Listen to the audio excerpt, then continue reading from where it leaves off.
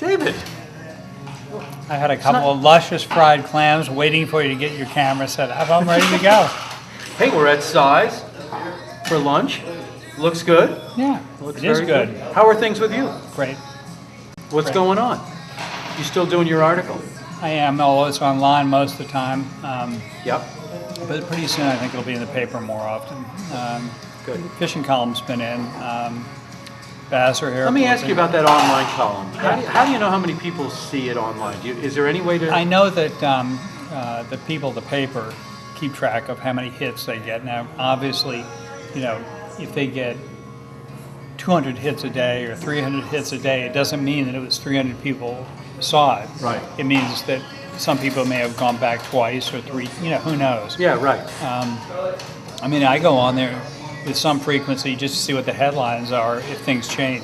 Absolutely. And they do. I mean, sometimes They you go change- in and all of a they- sudden it's like, you know. They actually do keep a nice... Yeah. They keep it updated all the time. I mean, I'm always looking at it. Well, it's amazing how many things are online these days just on Nantucket. Right. I mean, you've got G-Man, Yeah. you got the Inky, the Independent, I think, does something. I know they do some. Yep. I don't know how much, but because I tend to just look at the Inky because. And Right we're about, for 'em. and I we're, write by for the 'em way, for one we're thing. about to launch an online channel. I heard. Hey, gonna be you pretty know, hot. and then there's a couple of blogs that people are doing here. You know, Right, and Yak. yeah. Forget Yak, my gosh. Yak's down. It has been down for a while, a couple of weeks now. No more Bud Light Giraffe. Do you want a bottle? No. What else you have that's like? We have Rolling Rock. We have Miller Lite. Miller Lite, that's fine. Okay, Yeah. thanks.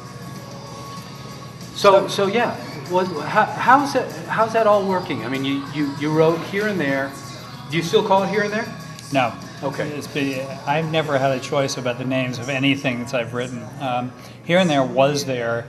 The column's was written, if no one's writing it at present, since the late 1880s. Oh, okay.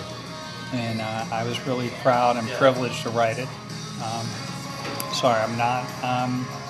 But the new one's called Goodman's Gam, which wouldn't be my choice, but I'm not the editor. Okay. And Fish Finder wouldn't be my choice for the name either. However, people recognize it. So that's part of the deal, you know. I recognize that I write the thing. I don't edit it, and I don't run the paper. And I may not like sometimes what they do, and sometimes I like what they do, and it's a job. It's a like job, any job, right. and everything isn't always perfect. What do you do with all the articles that you've written? I mean, how long have you been doing this? The fishing column, I think, is around 17 years. I mean, I'm within a year of being on that, and I did 14 years of Here and There. 14, yeah. And at one point, after I wasn't writing Here and There, this was beginning late spring last year, I actually wrote a column. It was just like Here and There, except I called it This Week, and it was an email column that I sent out to a couple hundred people on the island. And I really enjoyed that a lot because there were no constraints whatsoever. I could write it as long as I wanted to. I could use language that I couldn't use in the paper. Not that I did a lot of that, but I mean, there weren't any 4-letter words in there. Right. I like them to be 8 or 9 letters usually, but no, not really. But the whole point was I didn't want to stop writing something that I'd written that long every week and lose that sort of the touch or whatever you want to call it, or a contact with people, maybe is the way to put it. Okay, I want to ask you about that though, the contact. What? How do you define that? I'm really open. I mean, you know, if you look at my column, I don't always have it in there, but I very often would put in my address, my post office box, my telephone number, my email address. At one point I used a fax, and I like that feedback from people. Really, when I write my column, it's kind of interesting, and I don't know if people realize it, but my column is basically written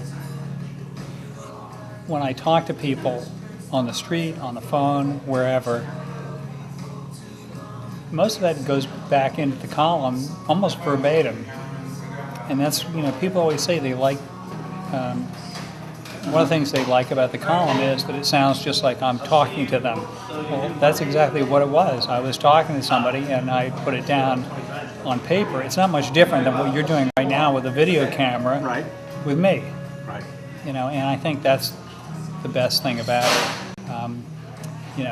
I know a lot of people use certain concepts to write with, and I'm not going to really comment on one of them that I see here a lot of the time, but I believe in being straightforward and right to the point, and probably more than a lot of people like. You could even be more straightforward to the point, couldn't you? Yeah, but they usually cut those. They do. I see. Interesting. What about online? Do you have a freer? Do you have more opportunity for that, or you still have to? I'll put it this way: when I first started writing here and there, I was allowed pretty free rein, and it got tighter and tighter as time went on. And I know what's going on. I mean, a lot of it has to do. Newspapers are hurting these days. It's an unfortunate thing. I really believe in newspapers. I think, even though they're not as immediate as all the stuff on the web and whatever, but they carry more import, I think, than when you read something on a computer screen. Doesn't mean I don't read newspapers on a computer screen, but there is something about that physical presence of a newspaper in your hands